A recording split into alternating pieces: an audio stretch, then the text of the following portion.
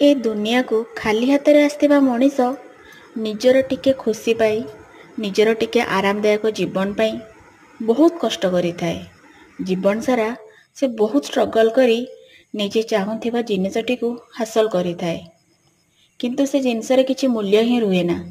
काहेकि ना शेष रे से निजे हासिल करथिबा जिनिसटी जो जिनिसटी को सेते कष्ट करी जंत्रणा सही हासिल करिथिला निजर टिके खुशी पाई से सब किछि छाड़ी खाली हाथ रे संसार रो ताको जीवाक होई थाए।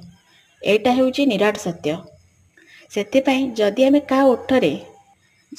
का ओठरे टिके हस फुटै पारिबानी तेबे कहा आखिरे लुह देबार आमर कौनसी अधिकार नाही।